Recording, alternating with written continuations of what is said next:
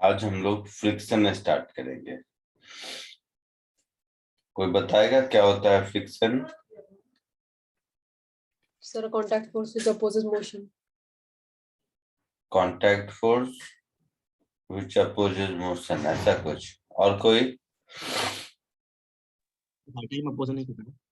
Sorry, हर time opposite नहीं करता है, कि एक बार मोशन भी कॉज करता है। और कोई?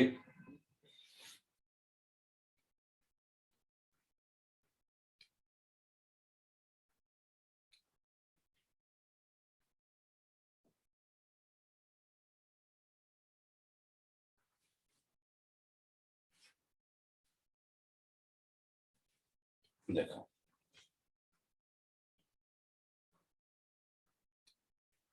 Friction is property of matter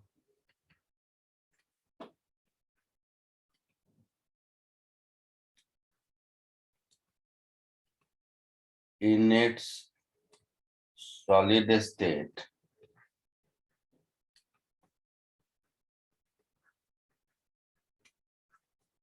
due to which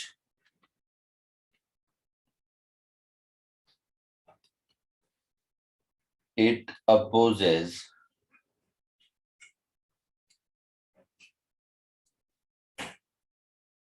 relative motion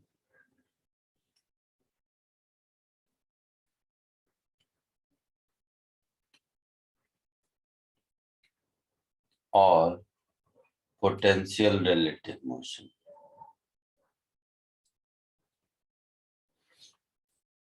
potential relative motion क्या होता है? सर मतलब मूव कर जाएगा।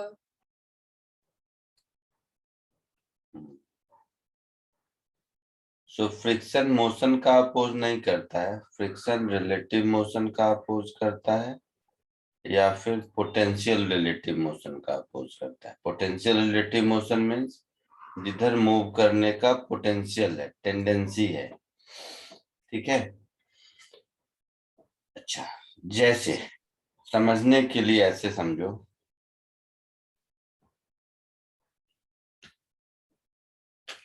तो ये देखो, मान लो ये डायरी है, दिख रहा है सबको? हाँ सर। डायरी के ऊपर एक माउस है, तो मैं इस डायरी को आगे पुल कर रहा हूँ, डायरी आगे आ रहा है। हाँ सर। और इसके साथ माउस भी आगे आ रहा है। माउस को तो मैं छूने नहीं गया, माउस पर तो मैंने कोई फोर्स नहीं लगाया ना, हाँ सर। मैंने तो डायरी पर फोर्स लगाया था। तो माउस को आगे कौन ला रहा था? डायरी और माउस के बीच का फ्रिक्शन फोर्स। Yes sir. तो यहाँ पर माउस के लिए फ्रिक्शन फोर्स मोशन का सपोर्ट कर रहा है हाँ सर। और डायरी के लिए फ्रिक्शन फोर्स मोशन का अपोज कर रहा है। तो इस माउस डायरी वाले एग्जांपल को अगर मैं ऐसे कर दूं,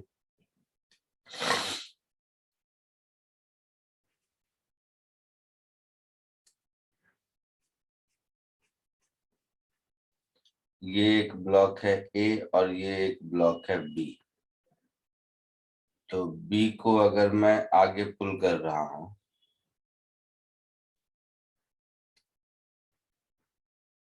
एफ फोर्स से,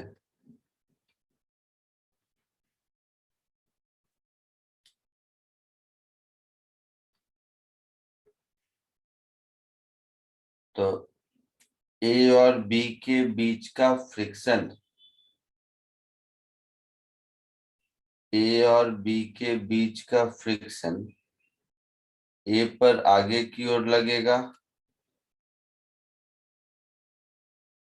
ए पर आगे की ओर लगेगा और बी पर उतना ही फ्रिक्शन पीछे की ओर लगेगा। ये बात समझ आ रही है? तो बट फ्रिक्शन किधर होता है सर?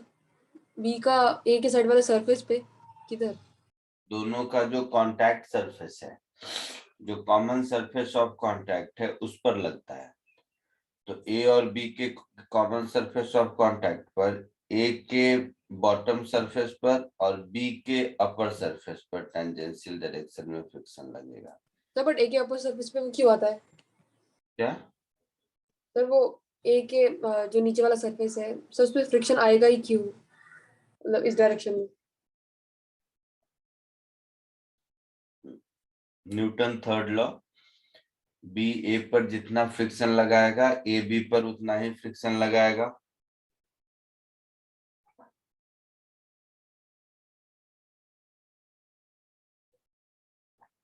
ये हुआ एक एक्सप्लेनेशन।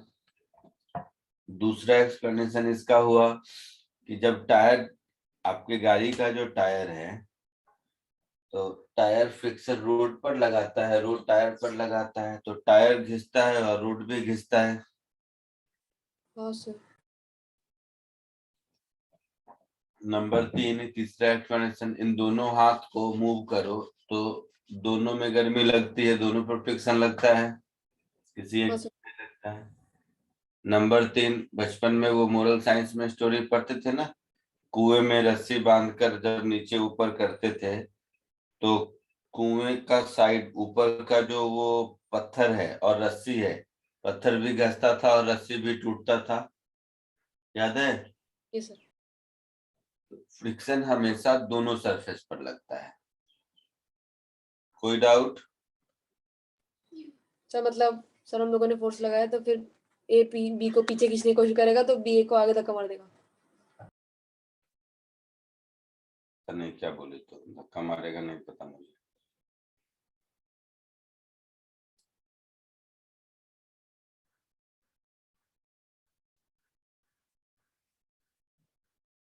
दूसरा देखो, पोटेंशियल मोशन किसको कहते हैं? सपोज ये एक इंक्लाइन प्लेन है और इस इंक्लाइन प्लेन के ऊपर ये एक ब्लॉक है जो रेस्ट में है, ठीक है, रह सकता है रेस्ट में। जैसे यही डायरी है, इसको मैंने टेढ़ा किया, इंक्लाइन प्लेन हो गया, माउस नहीं गिर रहा है। नहीं सर। तो इसका मतलब है माउस को गिरने से कौन रोका? इन दोनों के बीच का फ्रिक्शन फोर्स। हाँ सर। इस केस में फ्रिक्शन फोर्स इधर लगेगा और mg साइन थीटा इधर लगेगा,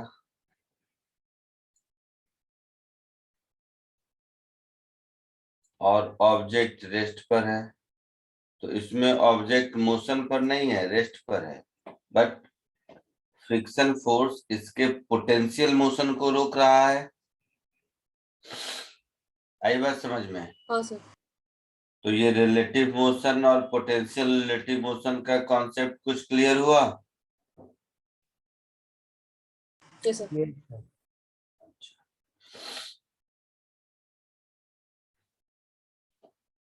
जैसा मैंने कहा कि फ्रिक्शन दोनों सरफेस पर एक्ट करेगा। ऐसा कभी नहीं होगा कि दो सरफेस अगर एक दूसरे के कांटेक्ट में है तो एक पर लगे और दूसरे पर नहीं लगे, ऐसा कभी नहीं होगा, ठीक है? हाँ sir. So friction acts on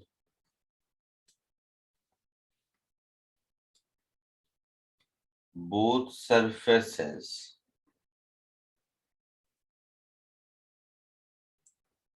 in contact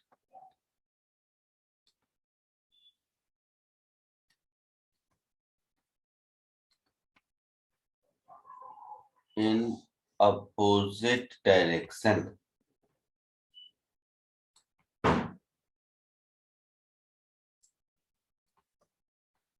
Tangential to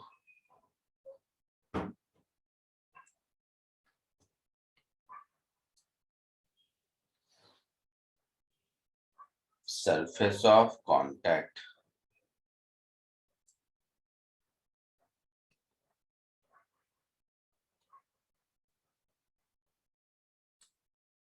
ये बात समझ आई?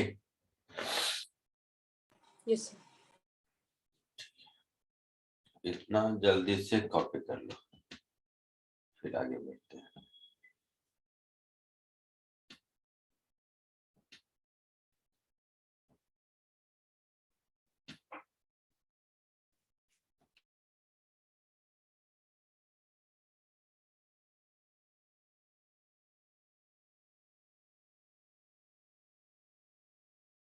हो गया, लिख लिया,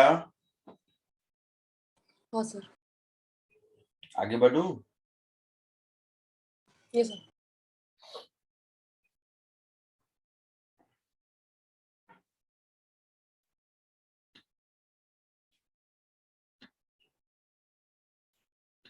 पक्का सबने लिख लिया? हाँ सर।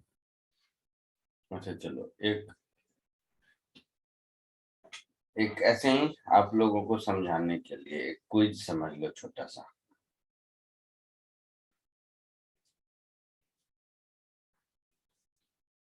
कॉमन सेंस है।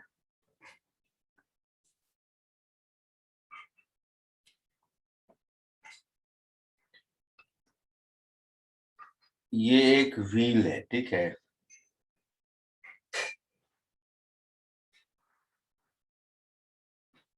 ये व्हील इस सरफेस पर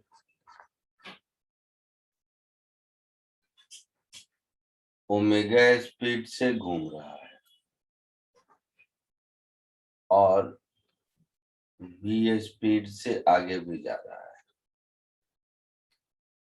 रेडियस इसका कुछ r है।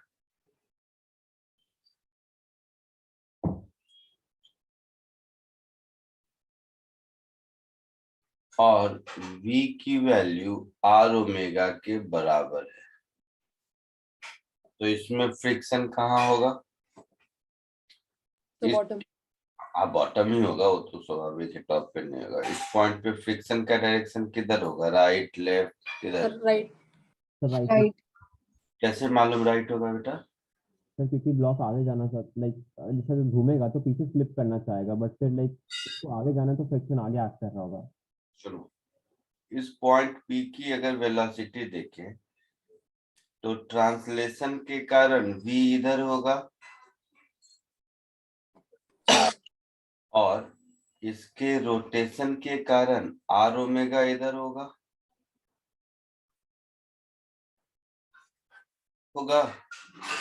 इसके क्लॉकवाइज रोटेशन के कारण पॉइंट P की टेंडेंसी पीछे जाने हाँ हाँ ये सर, ये सर।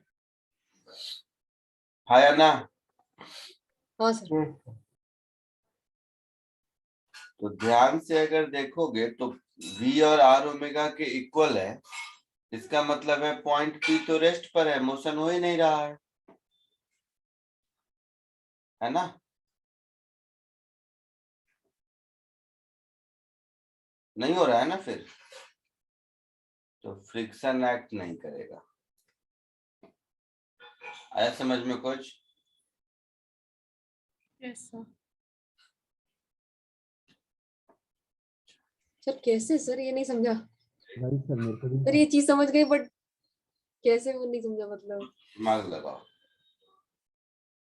तो नहीं समझे तो इतनी जल्दी वो परोस के दे देने से नहीं होता है, कुक करना पड़ता है। सोचो, थोड़ा दिमाग लगाओ। यही कहानी ऐसा है कि अगर v की वैल्यू r ओमेगा से ज्यादा है ना? तो v की वैल्यू अगर r ओमेगा से ज्यादा है तो पॉइंट P की वेलोसिटी इधर होगी, v minus r omega. Yes sir. तो इस केस में फ्रिक्शन पीछे लगेगा।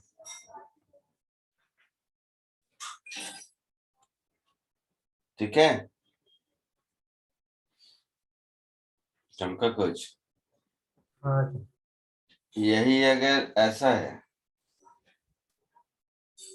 कि v की वैल्यू r ओमेगा से छोटी है, वैसे इतना कॉम्प्लिकेटेड इस चैप्टर में जरूरत नहीं पड़ेगी आपको, वो मैं ऐसे ही आपका थोड़ा मेंटल एक्सरसाइज करवा रहा हूँ।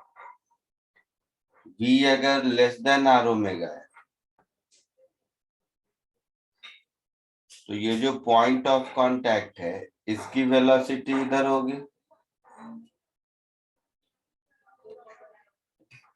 होगी। हाँ सर। यस। पॉइंट P पर फ्रिक्शन इधर लगेगा। अच्छा, अब इस एग्जांपल को मैं थोड़ा आपको आपकी भाषा में समझाता हूँ जिससे शायद आपको समझ में आए। समझ में तो अभी भी आ गया होगा, बट मन में कंफ्यूजन चल रहा होगा कुछ ना कुछ कि जादू क्या हो रहा है, हो क्या रहा है। हाँ सर। ऐसे सोचो कि v नहीं होता, केवल ओमेगा होता। सुनना मैं क्या कह रहा हूं, सब ध्यान से, सब मेरी बात ध्यान से सुनेगा, नहीं तो मारूंगा मैं। ध्यान से चुपचाप सुनो। सपोज v नहीं होता, केवल ओमेगा होता, मतलब एक रोटेटिंग व्हील को जमीन पर रख दो तो वो खुद ब खुद आगे जाने लगता है। ये तो ऑब्जर्व किया होगा। हाँ सर। अगर रोटेटिंग व्हील को ग्राउंड पर रख दो तो देखो वो खुद ब खुद आगे जाने लगेगा, हाँ या ना? हाँ सर। Yes sir. तो वो था तो रोटेटिंग, उस पर कोई फोर्स नहीं था, तो केवल एक चक्का घूम रहा है, उसको मैं जेंटली ग्राउंड पे रख दूं तो वो आगे जाने लगता है। तो आगे कौन ले गया? फ्रिक्शन ही तो ले गया ना। हाँ सर। तो v 0 है, मतलब ये केस 3 है, अगर ध्यान से देखो तो, है ना? सर ये वाली चीज सर एक बार बोलेंगे प्लीज? अब दूसरा, इसका दूसरा वर्जन सुनो। अब दूसरा स्टोरी। जैसे तुम्हारा कार मान लो मड में या सैंड में फंस गया है, ठीक है? तो देखा होगा कि एस्केलेटर दबाए जा रहे हैं और व्हील अपनी ही जगह घूमे जा रहा है, ऐसा होता है। हाँ सर। होता है सर। Yes sir. तो व्हील अपनी ही जगह घूम रहा है, या मतलब थोड़ा आगे जा रहा है, घूमने की वजह से जितना आगे जाना चाहिए उतना नहीं, थोड़ा आगे जा रहा है, यही कहानी होती है। Yes sir. तो जिसका टायर जितना अच्छा है उसमें मड में से बाहर निकलने के चांसेस उतना ज्यादा है। हाँ सर। मतलब उसका जो ट्रांसलेशनल स्पीड v है वो ओमेगा से कम है, आर ओमेगा से, तभी तो व्हील घूम रहा है लेकिन गाड़ी आगे नहीं जा रही है या कम जा रही है। तो टायर और ग्राउंड के बीच का फ्रिक्शन जो है वो उसको आगे ले जाता है। तो देखो थर्ड केस में फ्रिक्शन आगे लग रहा है यस सर। है ना? आई बात समझ में? ठीक उल्टा, गाड़ी मान लो डाउन द स्लोप तुम चला रहे हो और तुमने ब्रेक मारा, ब्रेक मारने से क्या होता है? ओमेगा कम करते हो आप, या ब्रेक कंप्लीट मार लिया तो ओमेगा 0 हो गया, साइकिल तो चलाया है ना। तो साइकिल से ब्रेक लगाते हैं तो क्या होता है? चक्का का घूमना बंद होता है। तो चक्का का घूमना बंद हुआ लेकिन डाउन द स्लोप में है तो भी स्लिप होकर आगे जाता है ना, इंक्लाइन सरफेस अगर है तो। हाँ सर। तो ओमेगा 0 हो गया या ओमेगा कम हो गया, बट v है तो देखो फ्रिक्शन पीछे लगता है। ये हो गया सेकेंड एग्जांपल। और v और r ओमेगा दोनों इक्वल है तो फ्रिक्शन नहीं भी लगता है। तो सरफेस रफ है इसका मतलब फ्रिक्शन लगेगा ही ऐसा नहीं है, फ्रिक्शन मोशन का अपोज करेगा ऐसा भी नहीं है। हाँ, फ्रिक्शन रिलेटिव मोशन का अपोज करेगा। तो केस 1 में there is no relative motion, ठीक है? केस 2 में there is a backward relative motion. Case 3 में sorry forward relative motion. Case 3 में बैकवर्ड रिलेटिव मोशन है। तो फ्रिक्शन फोर्स अकॉर्डिंगली एक्ट कर रहा है। तो फ्रिक्शन सेल्फ एडजस्टिंग फोर्स है, जब रिक्वायरमेंट होती है और जिधर रिक्वायरमेंट होती है उधर एक्ट करने की कोशिश करता है। और फ्रिक्शन मोशन का अपोज कतई नहीं करता, फ्रिक्शन रिलेटिव मोशन का अपोज करता है। क्लियर? Yes sir. जल्दी से इसको कॉपी कर लो। और बिलीव मी, इसका आपके न्यूमेरिकल से कोई लेना देना नहीं है, थोड़ा सा स्टैंडर्ड कॉन्सेप्ट है, मैंने ऐसे ही मुझे लगा सीख जाओगे इसलिए बता दिया, और कोई जरूरत नहीं है। सर इसमें आर ओमेगा पीछे क्यों लग रहा है? भगवान, हे भगवान, तू खुद सोच, ये व्हील जब घूमेगा तो घूमने की वजह से इस पॉइंट की वेलोसिटी किधर होगी? पीछे होगी। मान लो v नहीं है, चल v को हटा दे। अगर कोई चक्का व्हील घूम रहा है तो इसके घूमने की वजह से पॉइंट p किधर जाएगा? अच्छा अच्छा ओके सर समझा। इसके रोटेशन की वजह से पॉइंट पी की टेंडेंसी पीछे जाने की होगी बेटा। हाँ सर समझा। तो रोटेशन की वजह से पॉइंट पी की टेंडेंसी पीछे जाने की होगी, ट्रांसलेशन की वजह से पॉइंट पी की टेंडेंसी आगे जाने की होगी। तो पीछे जाने की वेलोसिटी और आगे जाने की वेलोसिटी दोनों इक्वल है, तो पॉइंट पी पर कोई रिलेटिव मोशन नहीं हो रहा है।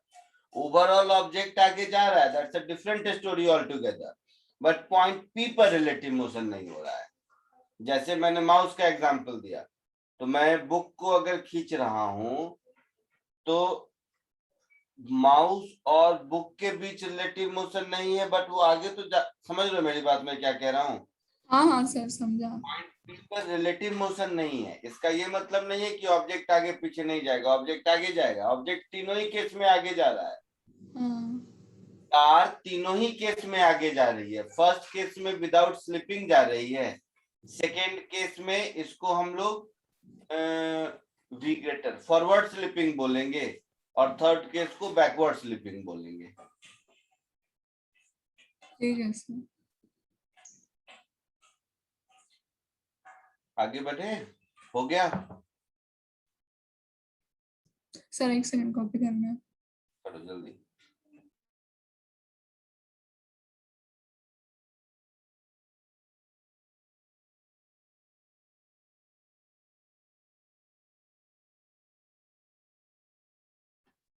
हो गया होगा।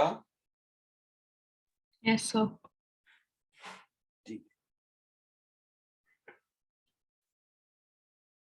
डायरेक्शन समझने के पॉइंट ऑफ व्यू से और ये समझने की पॉइंट ऑफ व्यू से कि फ्रिक्शन रिलेटिव मोशन का अपोज करता है, फटाक से मुझे ये बताओ। 1 सेकेंड का काम है।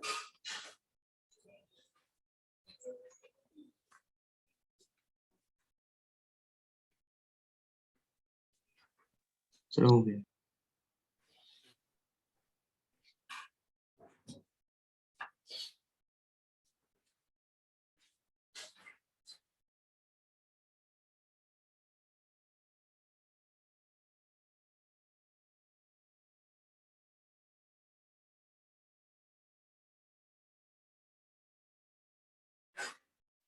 हो गया सबका?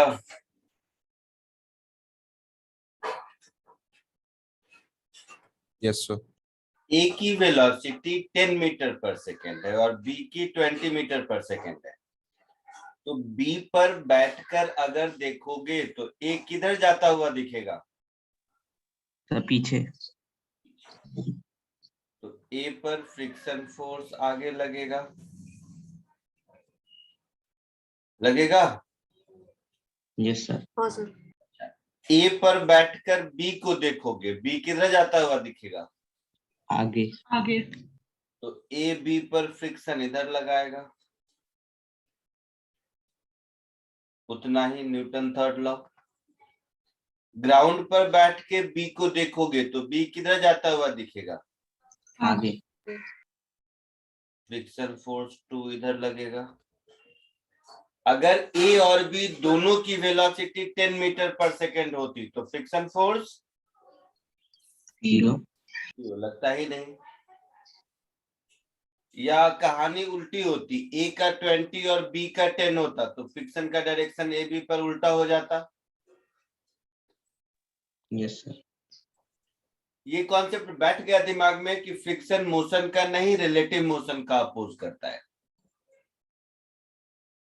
सर अगर दोनों का 10 है और नीचे ग्राउंड का तो लगेगा ही ना। हाँ तो ग्राउंड का लगेगा, मैं ए और बी के बीच का फ्रिक्शन कह रहा हूँ। यस। ये दिमाग में क्लैरिटी से बैठ गया कि फ्रिक्शन रिलेटिव मोशन का अपोज करता है। Yes sir. ठीक है, बैठ गया तो अब आगे बढ़ते हैं। टाइप ऑफ फ्रिक्शन बिल्कुल मत लिखना, ध्यान से सुनो। पूरे फ्रिक्शन का नक्शल यही है। अभी जो बता रहा हूं ये अगर समझ में आ गया तो ठीक है, फ्रिक्शन में कभी भी लाइफ में दिक्कत नहीं होगी। फंडामेंटली कॉन्सेप्चुअली ध्यान से सुनो, लिखना बिल्कुल मत। जैसा कि मैंने कहा बाद में हम लोग देखते हैं।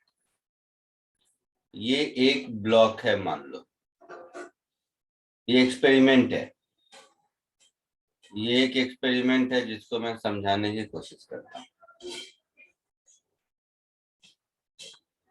ये एक ब्लॉक ए है, ये ब्लॉक ग्राउंड पर है और इस ब्लॉक पर कोई फोर्स F लगा रहा है। बिल्कुल मत लिखना, ध्यान से सुनो सब एक्सपेरिमेंट को, सब ध्यान से सुनेगा। जैसे मैं यहाँ बैठा हूं, इस टेबल को 1 न्यूटन फोर्स से खींच रहा हूं, ये आगे नहीं आया है ना। इस टेबल को मैं 1 न्यूटन फोर्स से खींचा, ये आगे नहीं आया। Yes sir. Okay sir. ठीक है,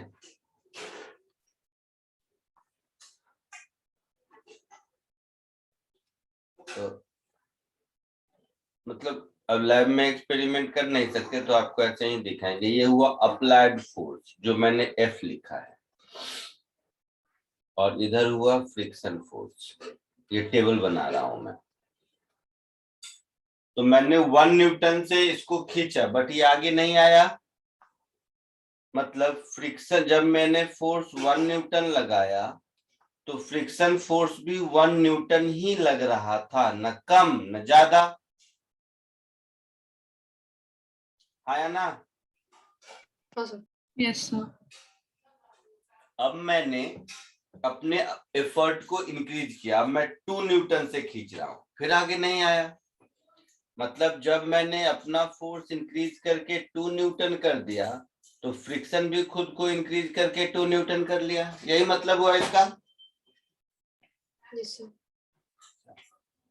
फिर मैंने 3 न्यूटन से मैं इसको पुल कर रहा हूं, फिर आगे नहीं आया, मतलब फ्रिक्शन ने फिर अपना फोर्स इंक्रीज करके 3 न्यूटन कर लिया, है ऐसा। Yes sir. Yes, sir. तो एक कंटिन्यूअस एक्सपेरिमेंट है। सपोज मैंने 3.5 न्यूटन फोर्स लगाया और ये अपनी जगह से हिल गया, मतलब फ्रिक्शन फोर्स 3.5 से जस्ट कम है या लगभग बराबर है। हाँ सर। या 3.499 कर देता हूँ, चलो आपके समझने के लिए। यानी कि फ्रिक्शन फोर्स 3.499 के आसपास रहा होगा। अभी तक क्या था इस एक्सपेरिमेंट में, यहां से यहां तक ऑब्जेक्ट रेस्ट पर था, यस सर।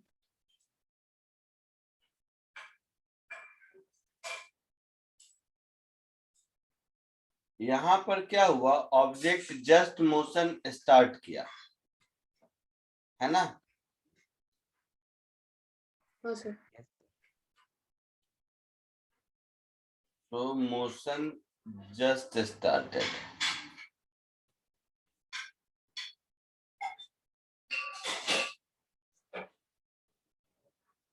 अब अगर मैं फोर्स बढ़ाता जाऊं,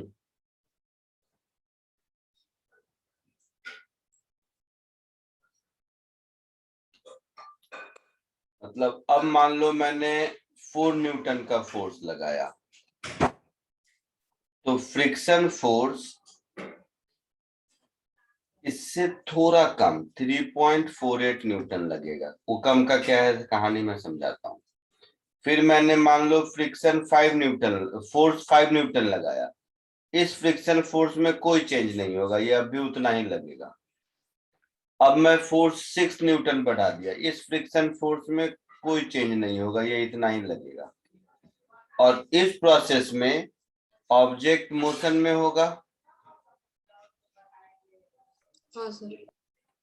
है ना। तो इस एक्सपेरिमेंट से एक बात समझ आई कि जब ऑब्जेक्ट रेस्ट में रहता है तो उस केस में फ्रिक्शन फोर्स की वैल्यू फिक्स नहीं होती है, अप्लाइड फोर्स के बराबर होती है। ठीक है, ओके सर। और जब ऑब्जेक्ट मोशन में होता है तो फ्रिक्शन फोर्स की वैल्यू कांस्टेंट होती है। ये भी समझ आया? हाँ सर। और जब ऑब्जेक्ट मोशन स्टार्ट करता है उस मोमेंट पर फ्रिक्शन फोर्स की वैल्यू काइनेटिक के कांस्टेंट वैल्यू से थोड़ा ज्यादा होता है। थोड़ा ज्यादा का मतलब समझो। जस्ट एग्जांपल मैं सिंपल भाषा में बताता हूँ। घूमते रहोगे बुक बुक में इस तरह का एक्सप्लेनेशन नहीं मिलेगा। ये एक्सपेरिमेंट जो भी मैं कह रहा हूँ, इसलिए ध्यान से सुनो। सपोज घर में तुम लोगों ने दिवाली की सफाई उफाई करते होगे तो कोई एक टेबल या पलंग या सोफा कहीं अपनी जगह है, उसको जब एक जगह से दूसरी जगह तक आप खसकाते हो, खींचते हो, तो क्या होता है, पहली बार जब उसको मतलब पुल करते हो तो वो हिलता नहीं है, लेकिन एफर्ट बढ़ाते जाते हो। बट जब एक बार हिल गया ना, तो ध्यान दोगे एक बार अपनी जगह से हिल गया तो उसके बाद थोड़ा कम एफर्ट लगाने से भी वो चलता रहता है। ये ऑब्जर्व किया है कि नहीं? हाँ सर। Yes sir. ज्यादा दिक्कत उसको पहली बार अपने जगह से हिलाने पर होती है, और एक बार वो अपनी जगह से हिला तो उससे थोड़ा कम एफर्ट में भी आप उसको खींच के ले जा सकते हो।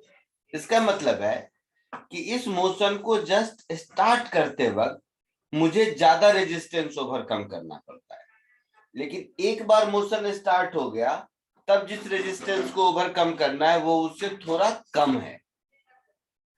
ये प्रैक्टिकल एक्सप्लेनेशन समझ आया? हाँ सर। अच्छा, इसका साइंटिफिक एक्सप्लेनेशन समझो। अब होता क्या है, स्कूल में थोड़ा बहुत पढ़ते होगे, कोहेसिव फोर्स, एडहेसिव फोर्स, ये सब का नाम सुना है इंटरमॉलिक्यूलर फोर्सेस में। Yes, sir. Yes sir. तो देखते होगे फेविकॉल पे क्या लिखा रहता है, एडहेसिव्स, है ना? फेविकॉल या किसी के ऊपर देखते हो एडहेसिव्स लिखा रहता है। तो कोई भी ऑब्जेक्ट, दो सरफेस या दो ऑब्जेक्ट एक दूसरे के कांटेक्ट में होते हैं तो उनके बीच एडहेसिव कोहेसिव बॉन्ड इस तरह के बन जाते हैं। तो पहली बार जब ये इसके ऊपर रिलेटिव मोशन होता है तो फ्रिक्शन के जो नॉर्मल फ्रिक्शन वाली प्रॉपर्टी है वो तो है ही, उसके साथ साथ इस बॉन्ड को भी ब्रेक करना पड़ता है, और वो एक बार ब्रेक कर लिया तो उसके बाद आपको सिर्फ फ्रिक्शन को ओवरकम करना है। समझे मेरी बात? हाँ सर। Yes, sir. तो इसीलिए पहली बार वो रिलेटिव मोशन स्टार्ट करते वक्त रेजिस्टेंस ज्यादा फेस करना पड़ता है, बट एक बार कर लिया तो उसके बाद वो रेजिस्टेंस थोड़ा कम हो जाता है। ठीक है? Yes sir. तो यहां से हमने सीखा कि फ्रिक्शन तीन टाइप के होते हैं। एक ये वाला टाइप जिसका हम नाम दे देते हैं स्टैटिक फ्रिक्शन, क्योंकि ऑब्जेक्ट स्टैटिक कंडीशन में है। ठीक है?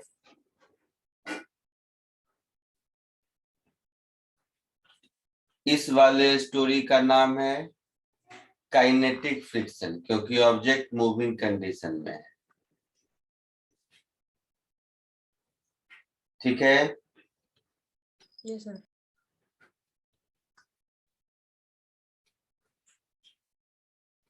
और इस वाले का नाम लिमिटिंग फ्रिक्शन, क्योंकि ये फ्रिक्शन की लिमिटिंग वैल्यू है, इससे ज्यादा लगा नहीं सकता। ठीक है? ये लिमिटिंग फ्रिक्शन। तो स्टैटिक फ्रिक्शन कब एक्ट करता है? जब ऑब्जेक्ट रेस्ट पर है। स्टैटिक फ्रिक्शन की अपनी कोई वैल्यू नहीं होती है, वो अप्लाइड फोर्स के बराबर होता है। लिमिटिंग फ्रिक्शन कब एक्ट करता है? जब मोशन स्टार्ट होने वाला होता है। इसकी वैल्यू कितनी होती है? तो स्टैटिक फ्रिक्शन की मैक्सिमम पॉसिबल वैल्यू होती है। और काइनेटिक फ्रिक्शन तब एक्ट करता है जब ऑब्जेक्ट मोशन में है। उसकी वैल्यू कितनी होती है? तो लिमिटिंग से थोड़ा कम होती है। ठीक है?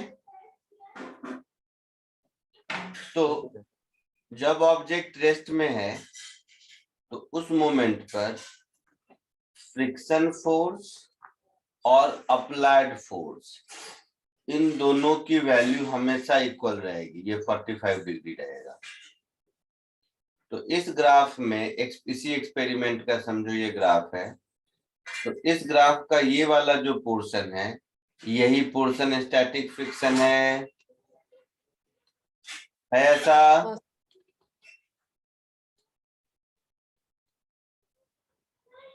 इस ग्राफ का ये वाला जो पोर्शन है यही पोर्शन काइनेटिक फ्रिक्शन है ऐसा? Yes, sir. हाँ सर।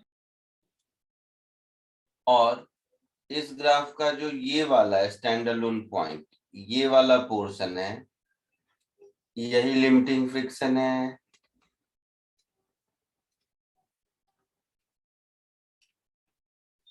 सो फ्रिक्शन 3 टाइप के समझ गए आप लोग? Yes, sir. स्टैटिक फ्रिक्शन की वैल्यू स्टैटिक फ्रिक्शन की वैल्यू 0 से लेकर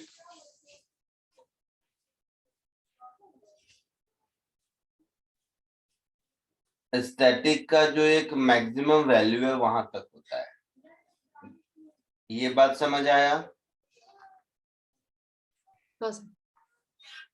और लिमिटिंग फ्रिक्शन का वैल्यू स्टैटिक फ्रिक्शन के मैक्सिमम वैल्यू के बराबर होगा हाँ सर। और काइनेटिक फ्रिक्शन का वैल्यू कांस्टेंट होगा which is slightly less than limiting friction, है ना? आपको पूरे चैप्टर में लिमिटिंग फ्रिक्शन को कहीं डील नहीं करना पड़ेगा, थ्योरेटिकली एग्जिस्ट करता है, आपको प्रॉब्लम सॉल्विंग में कहीं इस्तेमाल नहीं होने वाला है। आपको 0 फ्रिक्शन का स्टैटिक का मैक्सिमम और वही मैक्सिमम लगभग काइनेटिक के बराबर, इतने से ही काम चलेगा। लेकिन सीख रहे हैं तो थोड़ा ठीक से सीख लें। प्रॉब्लम सॉल्विंग में लिमिटिंग का मैक्सिमम आपको कहीं यूज मिलेगा नहीं। समझ आया? हाँ सर। Yes, sir. कोई दिक्कत नहीं? जल्दी से इसको कॉपी कर लो। सर काइनेटिक का वैल्यू लिमिटिंग से थोड़ा सा कम क्यों रहता है? बाप रे, अभी समझाया था ना कोहेसिव एडहेसिव फोर्स की कहानी, कहाँ भूल गया? हाँ हाँ सर, हाँ समझा।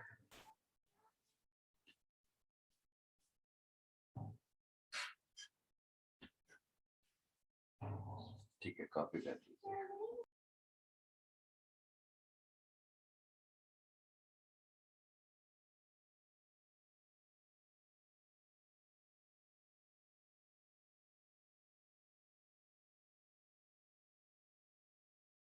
सर ये 3.48 जस्ट कम क्यों होता है वो?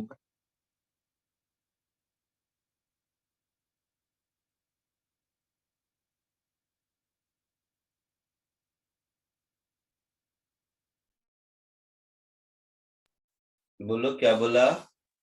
सर वो 3.49 से जस्ट थोड़ा 3.48 कम क्यों होता है?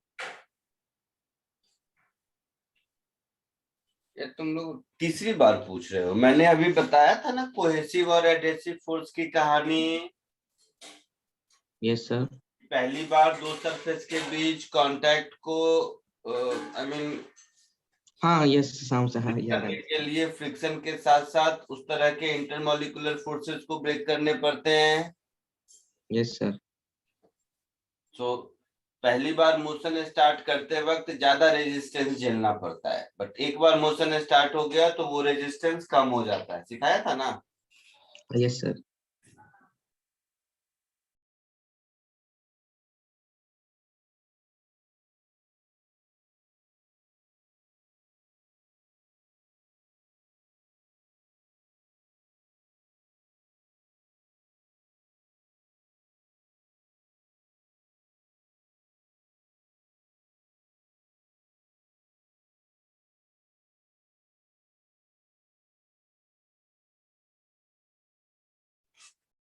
हो गया? Yes, sir. Yes, sir.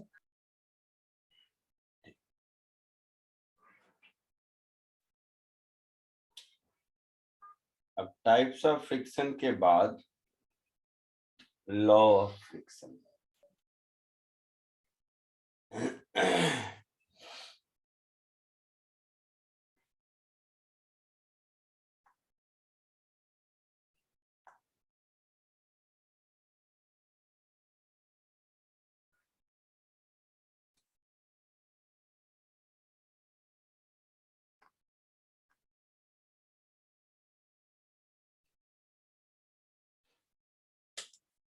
चलो लेकिन एक छोटा सा एक्सपेरिमेंट देखो। अगर इस डायरी को मैं अपने हाथ पर रखूं और इसको पुल करूं तो पुल हो रहा है। हाँ सर। अब कोई इसको ऊपर से दबा दे तो पुल करना थोड़ा डिफिकल्ट हो जाएगा। हाँ सर। Yes. ऊपर से इसको प्रेस करके रखे तो पुल करना थोड़ा डिफिकल्ट होगा, है ना? हाँ सर होगा। होगा। दूसरा एग्जांपल सबने क्लासरूम में करके देखा होगा, जाने अनजाने में। डस्टर को तुम वॉल पे सिर्फ ऐसे रखो तो गिर जाएगा अपने वेट की वजह से, लेकिन हाँ सर। डस्टर को वॉल पर तुम ऐसे दबा के रखो तो देखो कि नीचे नहीं गिरता है। मतलब Yes, sir. उसके mg को आपका दबाना बैलेंस नहीं करता है, आप तो हॉरिजॉन्टल डायरेक्शन में फोर्स लगा रहे हो। वॉल और डस्टर के बीच का फ्रिक्शन बढ़ जाता है, इसलिए mg नीचे नहीं गिरता है। आई बात समझ में? Yes. सब विजुलाइज कर रहे हो मैं क्या कह रहा हूँ? Yes, sir. क्लासरूम में डस्टर को वॉल पे अगर रख दोगे तो नीचे गिर जाएगा। फिर उसको वॉल पे दबा के रखोगे तो नीचे नहीं गिरेगा। अब तुम फोर्स लगा रहे हो हॉरिजॉन्टल डायरेक्शन में और उसका वर्टिकल डायरेक्शन का mg बैलेंस हो जा रहा है। देखा है ऐसा करके सबने? Yes sir. तो इसका मोरल ऑफ द स्टोरी ये हुआ कि किसी भी दो सरफेस के बीच का फ्रिक्शन फोर्स प्रोपोर्शनल होता है सरफेस नॉर्मल रिएक्शन के। सरफेस नॉर्मल रिएक्शन भी कांटेक्ट फोर्स है, फ्रिक्शन भी कांटेक्ट फोर्स है। Surface normal reaction perpendicular to the surface लगता है और friction tangential to the surface लगता है ना? सो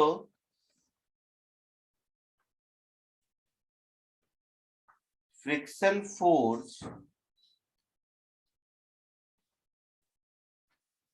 between two surfaces in contact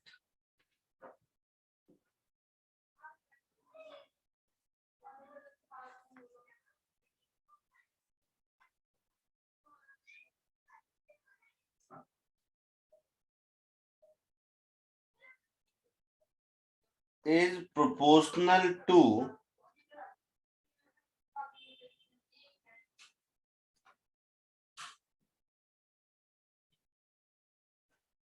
surface normal reaction।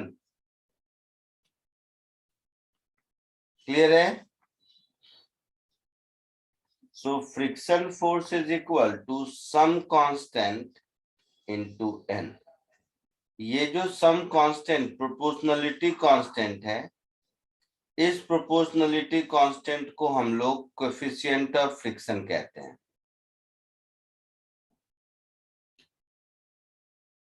ये जो प्रोपोर्शनलिटी कांस्टेंट है इसको हम लोग कोएफिशिएंट ऑफ फ्रिक्शन कहते हैं।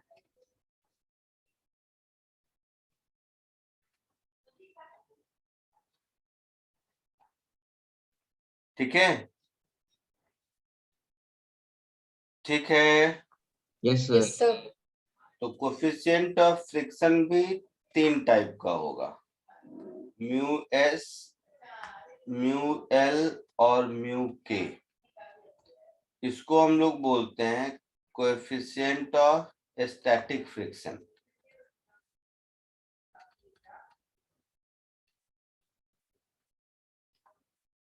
इसको हम लोग बोलते हैं coefficient of limiting friction.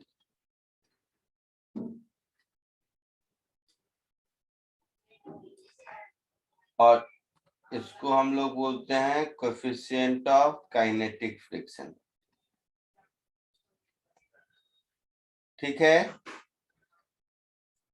Problem solve करते वक्त कोएफिशिएंट ऑफ स्टैटिक फ्रिक्शन का जो वैल्यू दिया रहेगा, जैसे कहीं लिखा हुआ है mu S is equal to let say 0.5, तो इसका मतलब है कि ये मैक्सिमम वैल्यू है ना, हाँ सर, वो 0 यूज होता है। Maximum value of static friction, static coefficient, क्योंकि ये जो कोएफिशिएंट ऑफ स्टैटिक फ्रिक्शन है उसका कोई इंटरमीडिएट वैल्यू का तो वैल्यू दिया ही नहीं जा सकता ना, समझ रहे हो? सर इंटरमीडिएट सर, अरे सुनो, चुपचाप सुन पहले। मैं बोलता हूं कि तुम्हारे मोशन को मैं अपोज करता हूं, तो कितने से करता हूं, तो मेरा एक मैक्सिमम वैल्यू है ना, वही बोलूंगा ना, ये थोड़ी ना बोलूंगा कि तुम 1 से करोगे तो 1 से करूंगा, तुम 2 से करोगे तो 2 से करूंगा, ये कोई सेंस नहीं हुआ, हाँ सर ठीक है ना? तो इसका कोई वैल्यू दिया हुआ है, मतलब बाय डिफॉल्ट वो मैक्सिमम वैल्यू ही है, बाकी कोई वैल्यू तो मिनिमम 0 होता है, मिनिमम तो फिक्स है, 0 होता है। आई बात समझ में? है। Yes sir. और ये जो लिमिटिंग वैल्यू है ये इसी मैक्सिमम वैल्यू को कहते हैं, न्यूमेरिकल में इसको कहीं इस्तेमाल नहीं करेगा। हाँ, ये एक कांस्टेंट वैल्यू होता है, इसमें चेंज नहीं होता है। ठीक है, तो म्यू के का जो वैल्यू दिया रहेगा मोशन के दौरान वही वैल्यू लगेगा, ना उससे कम ना उससे ज्यादा। क्लियर है? हाँ सर।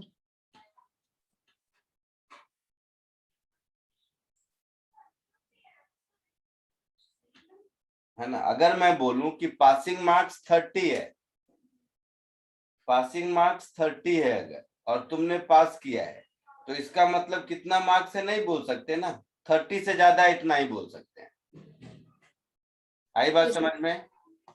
ऐसे ही मैं कहूं कि तुमने फेल किया है अगर, तो फेल किया है इसका मतलब है तुम्हारा मिनिमम 0 होगा और मैक्सिमम 30 होगा, बीच में कितना है, क्या मतलब इस बात का? तो ठीक वैसे ही ऑब्जेक्ट रेस्ट में है या चल रहा है, चल रहा है तो काइनेटिक लगेगा, रेस्ट में है मतलब मैक्सिमम स्टैटिक से कुछ कम ही होगा, कितना होगा मालूम नहीं। ठीक है, ओके सर। तो जो वैल्यू दिया रहेगा ना स्टैटिक का वो हमेशा मैक्सिमम वैल्यू ही दिया रहेगा, क्योंकि मिनिमम तो 0 होता है। कॉपी कर लीजिए।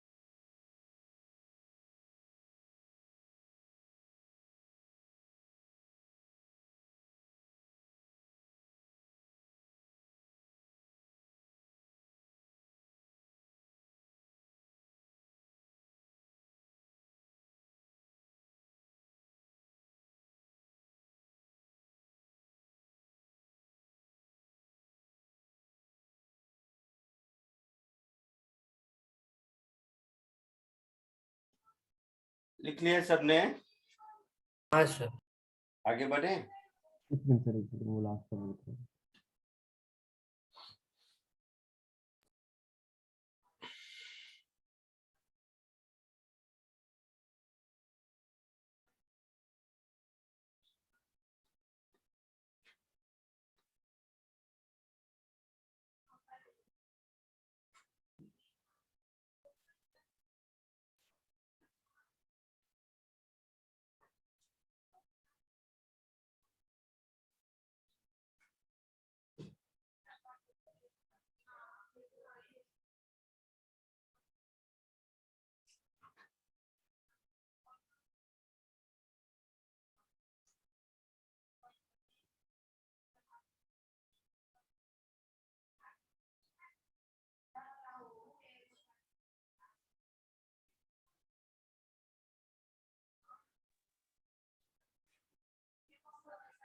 हो गया?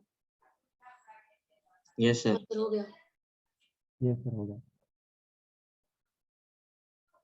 अब अभी जो ऊपर सिखाया मैंने ना, ठीक उसी को आपको और क्लियर हो जाएगा अगर ये क्वेश्चन कर लोगे तो। सब लोग कर पाते हैं इसको, जितने क्लास में तो सब लोग कर लेते हैं, तो आपसे हो जाएगा इसकी गारंटी है। बट एक बार करो तब समझ में अच्छे से आएगा।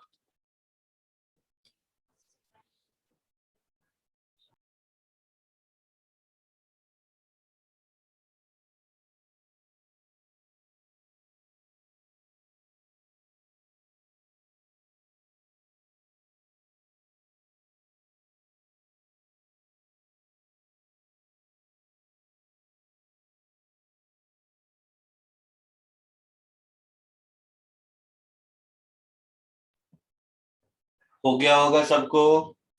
Yes, sir. बोलो क्या आंसर आया? सर 520 525। Very good. हाँ sir. अरे वाह, होशियार हो गया।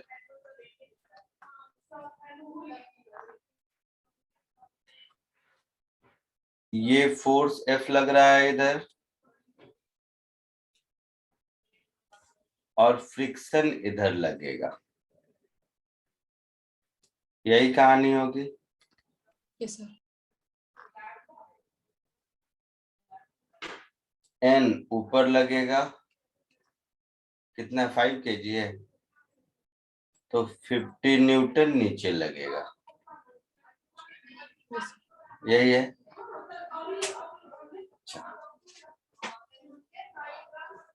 अब जो फ्रिक्शन फोर्स का मैक्सिमम वैल्यू है, दैट इज स्टैटिक, वो कितना हो जाएगा? Mu S into N, that is 0.6 into 50, that is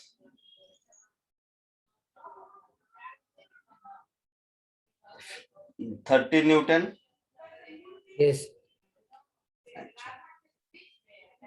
और जो काइनेटिक फ्रिक्शन है,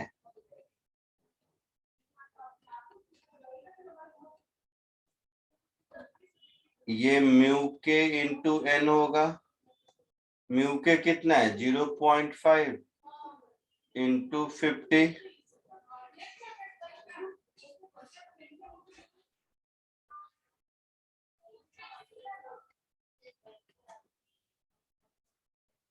दैट इज 25 न्यूटन। होगा ऐसा? यस अब देखो, इसका मतलब क्या हुआ कि मोशन स्टार्ट करने के लिए मुझे 30 न्यूटन या उससे ज्यादा फोर्स चाहिए। यही मतलब हुआ ना। तो F है 5 न्यूटन। F 5 न्यूटन का मतलब है ऑब्जेक्ट रेस्ट पर रहेगा, और ऑब्जेक्ट रेस्ट पर रहेगा मतलब फ्रिक्शन 5 न्यूटन के बराबर ही होगा। क्लियर है? Yes sir. बी में F कितना दिया है? 25 न्यूटन। अगेन मोशन स्टार्ट करने के लिए मिनिमम 30 चाहिए, तो फिर ऑब्जेक्ट रेस्ट पर रहेगा। और फ्रिक्शन कितना लगेगा? 25 न्यूटन। होगा ऐसा? यस थर्ड में F कितना है? कितना है थर्ड में F?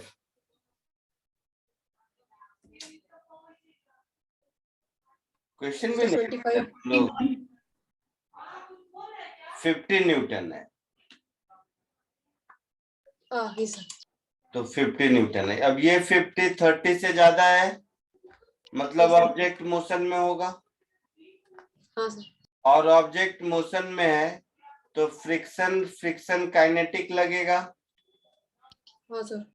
और काइनेटिक फ्रिक्शन की वैल्यू फिक्स्ड है 25 न्यूटन, तो 25 न्यूटन लगेगा। आया समझ में सबको? Yes, sir. किसी को कोई डाउट? No sir. आगे बढ़े? हाँ सर। पक्का? Yes sir.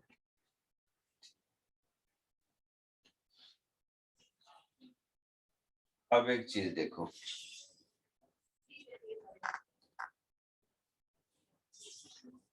ये एक ब्लॉक है,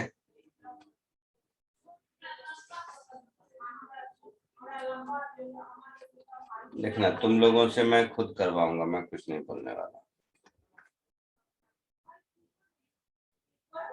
कोई F फोर्स लगाकर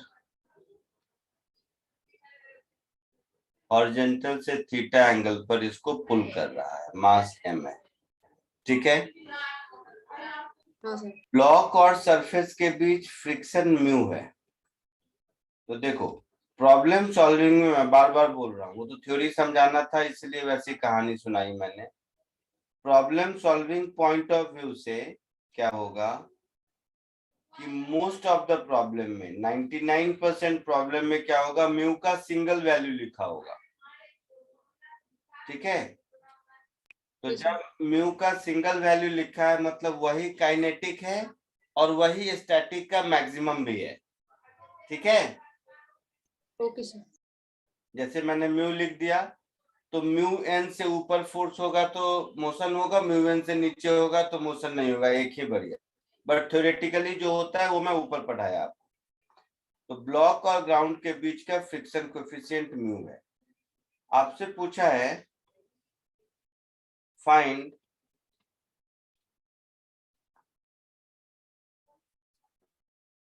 minimum force required to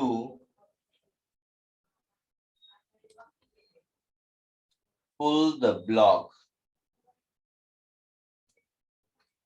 question समझ आया? हाँ सर। जल्दी से बताइए मुझे, जल्दी से।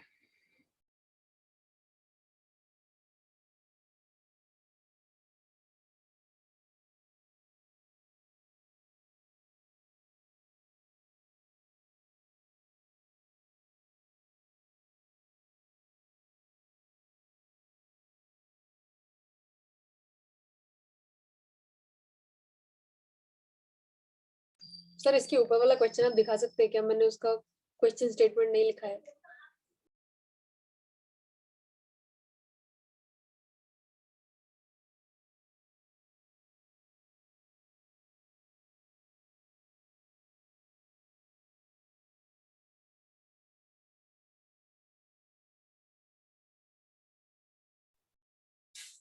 बोलो क्या बोला तुम लोगों ने? सर इसके ऊपर वाला जो क्वेश्चन स्टेटमेंट है सर, आप वो दिखा सकते हैं क्या? कौन सा? सर जिसका आंसर 5 वाला 5 25 25 नहीं, आया था। अभी इसको सॉल्व करो। वो सर ये दिखाया, हो गया लिखा ही नहीं तुमने। इसका क्या सर, लिखा आंसर लिख आया लिया सर। बताओ, इसका क्या आंसर आया?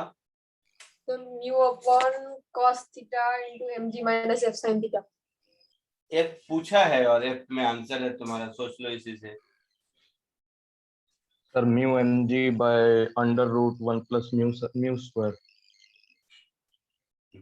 ये कौन है, ये किसने बोला? किसने बोला बताओ? सर मैंने। क्या मैंने, नाम क्या है तेरा? वेदांत। क्या किया बताओ? सर पहले तो मतलब मैंने लिख लिया कि F sine X plus N is equal to M G. फिर मैंने लिख लिया एन, तो फिर उससे आ जाएगा N is equal to M G minus F sine X. फिर M F cos X is equal to mu N, तो उससे एफ की वैल्यू आ जाएगी mu M G by cos X plus mu sine X. फिर उससे मतलब उसको तो फिर म्यू साइन एक्स आ गई तो एफ की वैल्यू आ जाएगी उससे।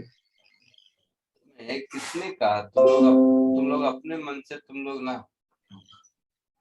सर अब सही आंसर है सर। तो mu mg upon cos theta minus mu sin theta. तो चुप करो। क्वेश्चन में थीटा दिया हुआ है ना, अगर थीटा नहीं होता तब मैं थीटा से इंडिपेंडेंट आंसर पूछता ना आपसे।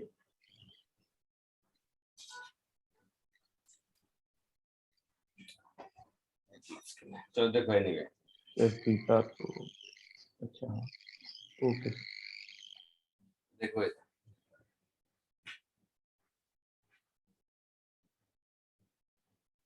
इसका फ्री बॉडी डायग्राम देखो। mg नीचे,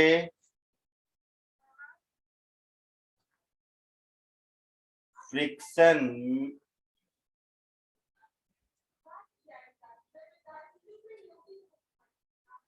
इधर, नॉर्मल इधर,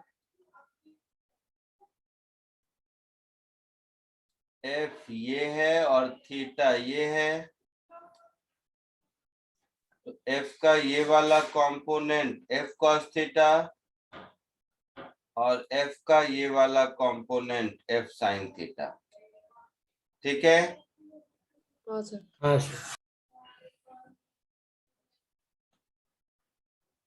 सो मोशन करने के लिए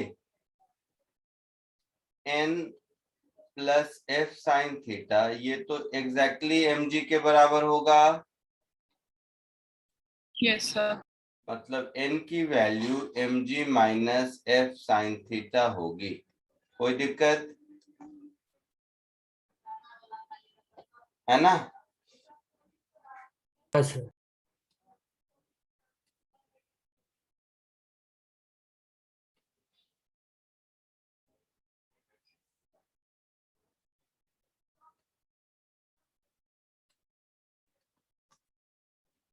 ब्लॉक के मोशन के लिए कॉमन सेंस है कि F cos theta this should be greater equal to mu N,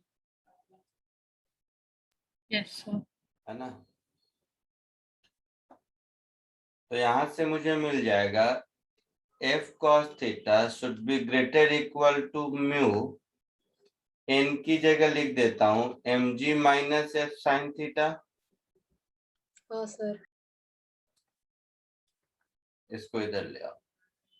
F common cos theta plus mu sine theta should be greater equal to mu mg। Yes sir. So f should be greater equal to mu mg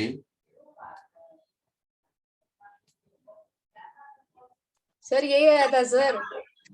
so f minimum की value हो गई mu mg upon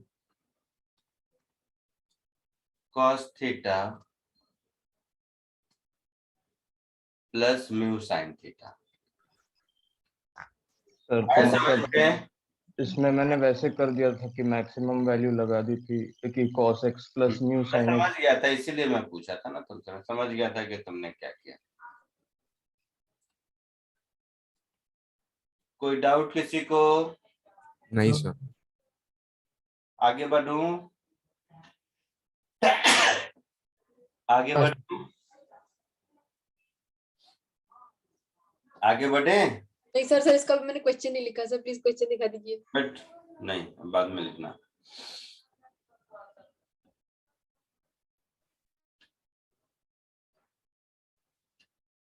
बस sir हो गया।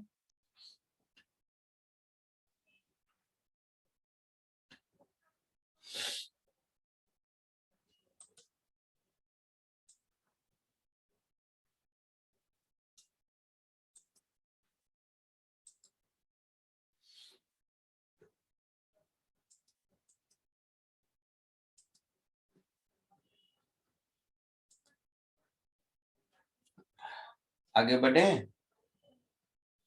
हाँ sir. Yes, sir.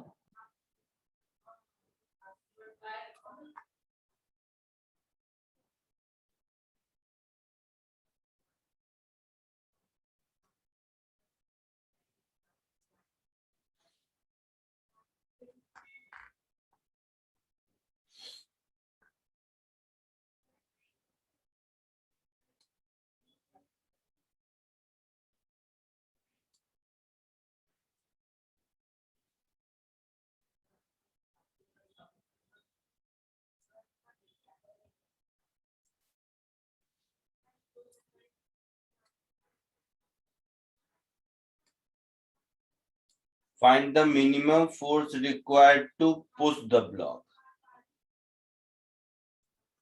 आई बात समझ में? सिमिलर हाँ, सर। क्वेश्चन है।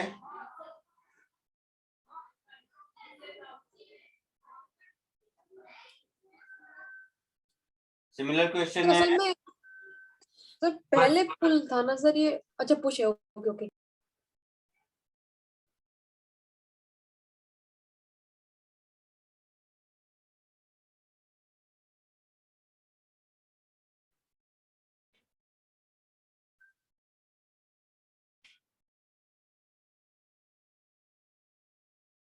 हो गया सबको?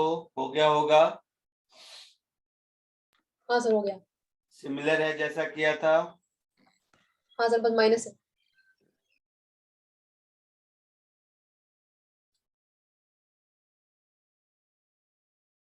सिमिलर है जैसा पहले किया था। Yes sir. Yes sir.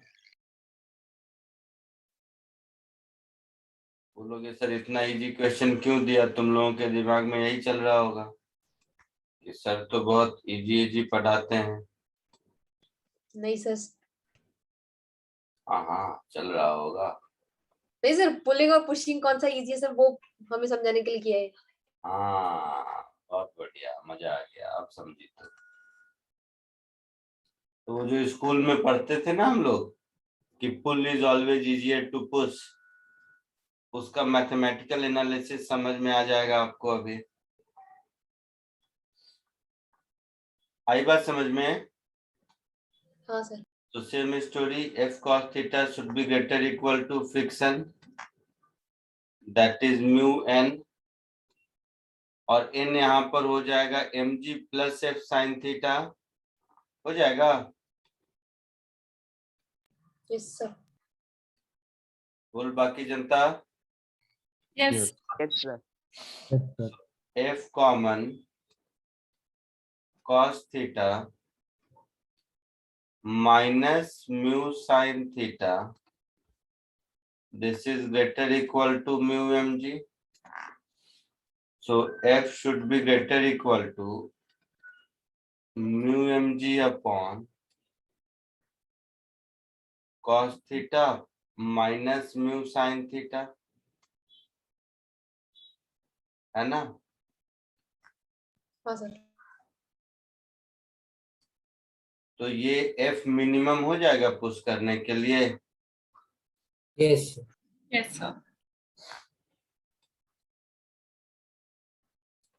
अब ये वाला और इससे पीछे वाला दोनों रिजल्ट को अगर ध्यान से एक साथ देखोगे तो पुश करने के लिए जो मिनिमम चाहिए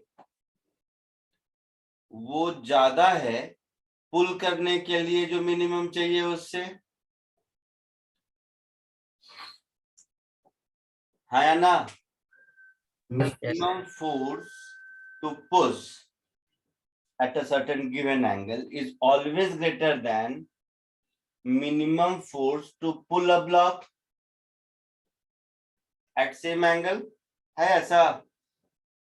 यस तो जो स्कूल में पढ़ते थे कि pulling is easier than pushing, वो समझ आया?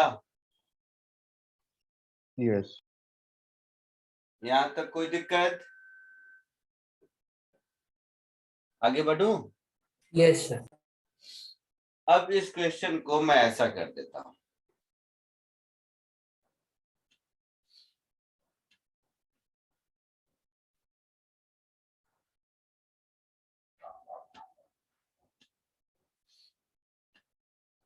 ध्यान से सुनो बेटा सब लोग। अब क्या करते हैं कि ये पुल पुश कुछ नहीं करते,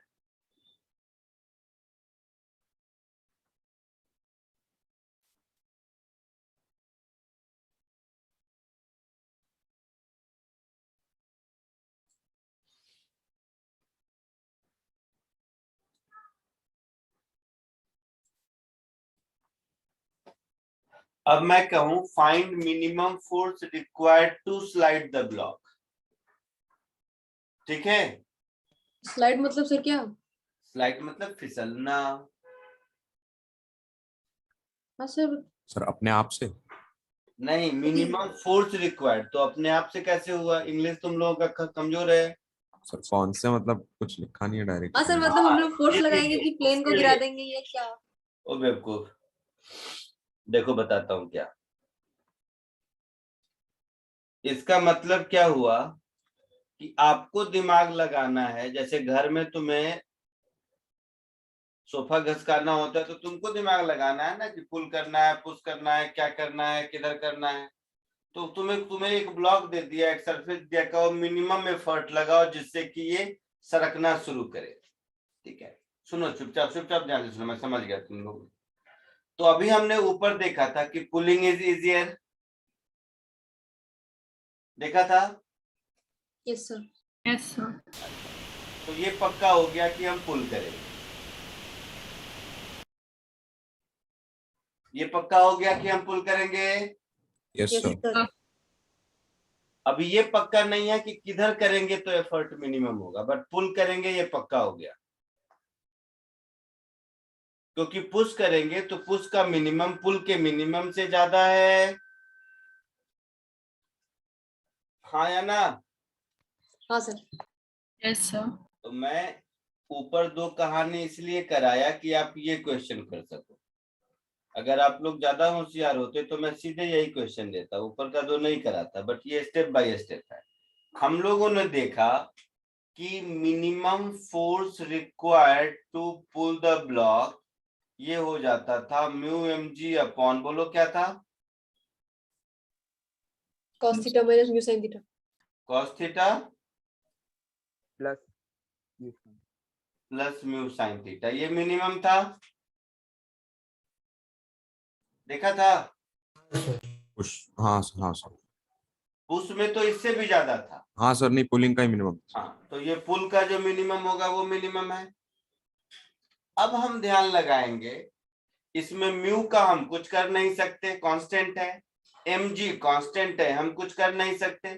थीटा चेंज कर सकते हैं, तो हमारे हाथ में है कि हम किधर पुल करना चाहते हैं, है ना, कितने एंगल पे। ये बात समझ रहे हो? हाँ सर, समझ रहे। तो हम थीटा को कैसे एडजस्ट करें कि एफ मिनिमम का मिनिमम वैल्यू मिले। ठीक है, तो दो तीन मेथड है। ट्रिग्नोमेट्री पढ़ चुके हो तुम लोग? Yes sir. Yes, sir. Trigonometry में ये पता है a cos theta plus b sin theta का maximum value under root a square plus b square होता है। Yes sir. Yes, sir. अच्छा, ये कब होता है कंडीशन?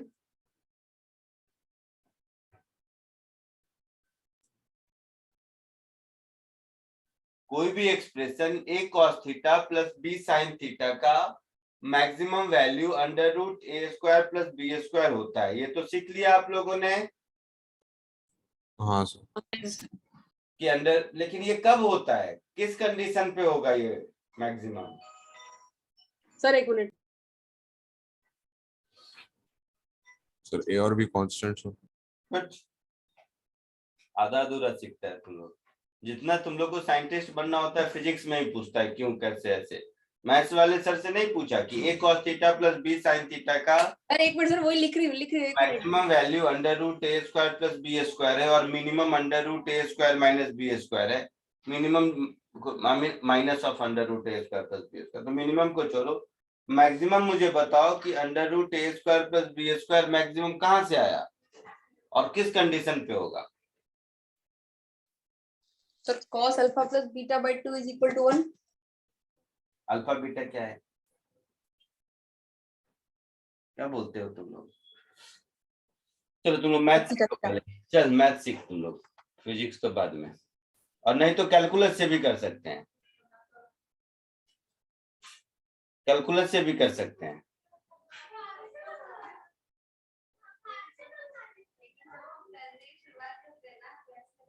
दो तीन मेथड बताया था।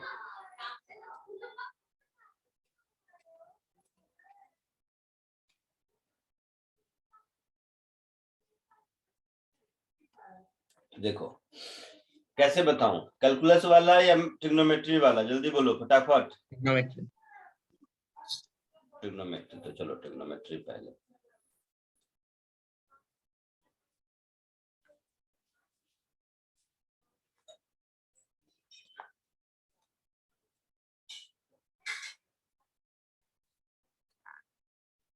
सपोज मैंने जेड ले लिया, इसी क्वेश्चन को कहता हूँ, ए बी तुम अपना समझ लेना, cos theta plus mu sine theta, ऐसा, ठीक है। आपकी भाषा में ए की जगह 1 है, बी की जगह म्यू है। हाँ Yes, sir. तो मैं क्या करता हूं, अपने मन से, क्या नाम दो बताओ,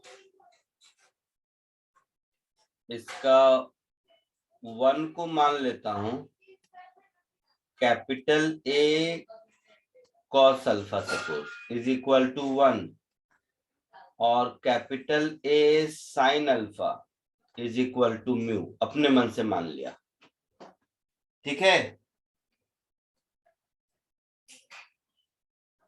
ऐसे ही करते हो तुम लोग ना। तो ये एक्सप्रेशन कुछ ऐसा हो गया, a cos alpha cos theta plus mu sin alpha sin theta, I mean b, हाँ, a sign alpha sin theta, हाँ या ना। हाँ सर। Yes, sir. हाँ, कौन, क्या आवाज आ रही है, ए कॉमन, तो ये हो गया cos alpha cos theta plus sign alpha sin theta, cos से कॉस भी प्लस साइन है साइन भी, क्या होता है, Cosine. तो ए कॉस अल्फा माइनस थीटा होगा। Yes sir. तो कॉस का वैल्यू कभी भी 1 से ज्यादा तो हो नहीं सकता, चाहे अंदर में कुछ भी हो, यस सर। ये always less than equal to 1 है। तो यहां से दिख गया कि जेड मैक्सिमम का वैल्यू ए होगा, होगा। Yes yes sir. अच्छा, इधर टाइम नहीं है इसलिए मैं थोड़ा ऐसे से कर रहा हूँ, इधर दोनों को स्क्वायर करके ऐड कर दोगे तो a square is equal to 1 plus mu square दिख रहा है, that is a is under root 1 plus mu square दिख रहा है। जल्दी फटाफट बोलो, बोलो जल्दी फटाफट। यस और दोनों को डिवाइड कर दोगे तो tan अल्फा म्यू दिखेगा। यस यहां तक हो गया कहानी। तो Z maximum is equal to A, that is equal to under root 1 plus mu square होगा, होगा। Yes sir. Yes, sir. अब ये मैक्सिमम कब होगा, जब कॉस वाला टर्म 1 होगा, that is when alpha is equal to theta, है ना। Yes sir. Yes, sir. Yes, that is theta is equal to tan inverse mu,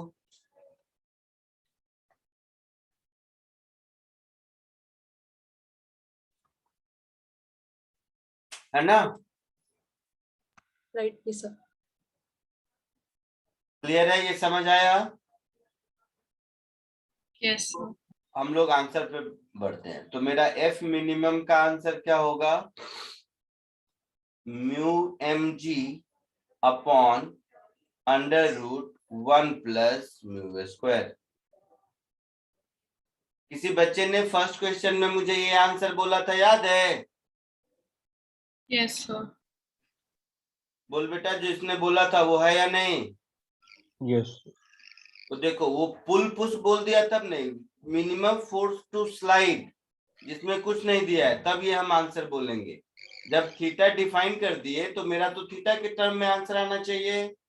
yes अच्छा, दूसरा मेथड देखो, कैलकुलस वाला मेथड, वो और एक लाइन का है।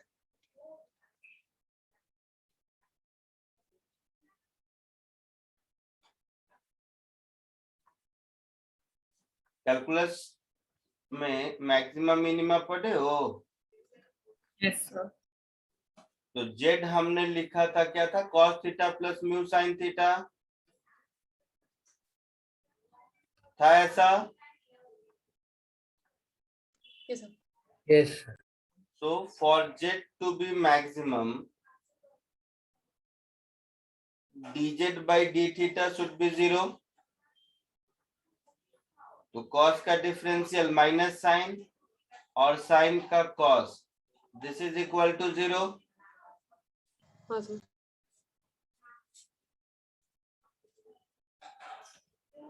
तो यहां से मुझे मिल गया कि tan theta is equal to mu. Yes, sir. मतलब sine theta is mu upon under root 1 plus mu square and cos theta is 1 upon under root 1 plus mu square. समझ आया कैसे? tan theta p by b, sine theta p by h, cos theta b by h. समझ आ रहा है सब? Yes, sir. Yes, sir. तो z maximum क्या होगा? साइन थीटा cos थीटा की वैल्यू ये पुट कर दो. तो z मैक्सिमम हो गया cos थीटा की जगह 1 upon under root 1 plus mu square plus mu sine theta, that is mu into mu upon 1 plus under root mu square. So 1 plus mu square upon under root 1 plus mu square. समझ आ रहा है? Yes. Sir. तो जब z maximum होगा तभी तो f minimum होगा, क्योंकि z डिनोमिनेटर में ऊपर तो कांस्टेंट है. आई बात समझ में? Yes, sir. So f minimum is mu mg upon under root 1 plus mu square. Answer clear है सबको? Yes, sir. Yes, sir. कोई डाउट दोनों में से किसी मेथड में? No sir. जल्दी से इसको कॉपी कर लीजिए.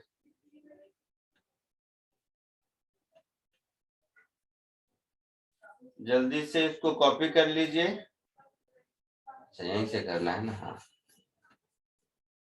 और आज के लिए इतना ही. जाइए आप लोग, एक असाइनमेंट इसका मैं आपको भेज दूंगा. ठीक है? Okay sir. Okay, sir. Thank you, sir. चलो बाय. आज के लिए तो मुझे कुछ डाउट्स है सर. मुझे Thank कोई you, डाउट sir. नहीं है. बाय. सर क्वेश्चन में डाउट्स Sir, नहीं सर, sir. ऐसे डाउट्स है. हम बोलो. 1 मिनट रिकॉर्डिंग स्टॉप कर देता हूँ.